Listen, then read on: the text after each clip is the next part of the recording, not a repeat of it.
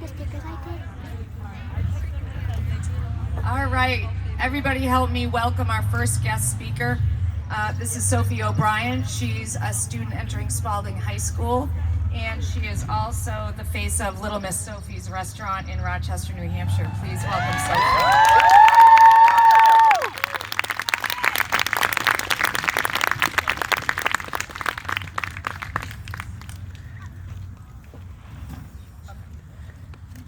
Hi, my name is Sophie O'Brien. Some of you may know me as Sophie O'Brien, as Little Miss Sophie.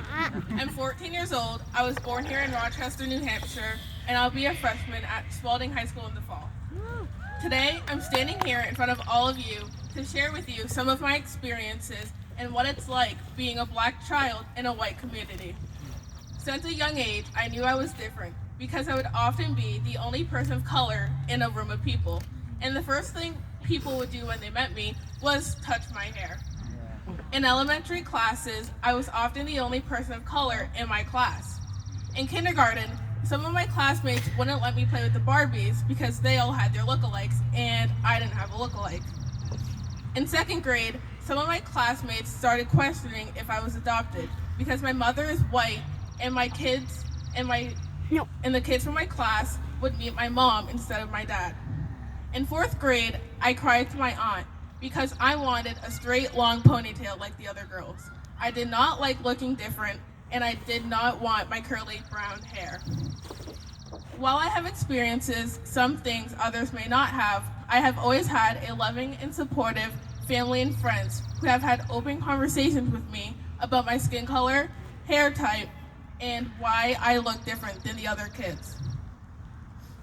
Being involved in a lot of things like Girl Scouts, basketball, working at my restaurant and interacting with customers, formerly being a dancer at Nancy Kelly Breton School of Dance, and now being a dancer on Studio 109's competition team has always made me feel included, since I have always looked different than the other kids and have sometimes struggled to find my places in situations.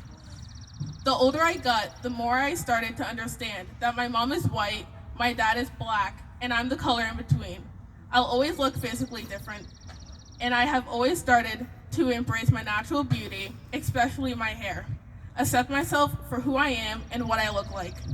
I surround myself daily with friends and family that love me, listen to me, and realize that I'm not different than any of them on the inside.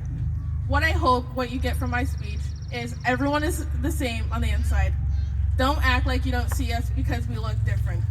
Instead, ask us questions of why we look different. Get to know us and the culture behind us. Have conversations with your children about the differences they will see in the world.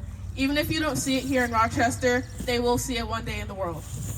We are not bad people because we simply look different. Once you get to know us, I think you'll love us, especially me.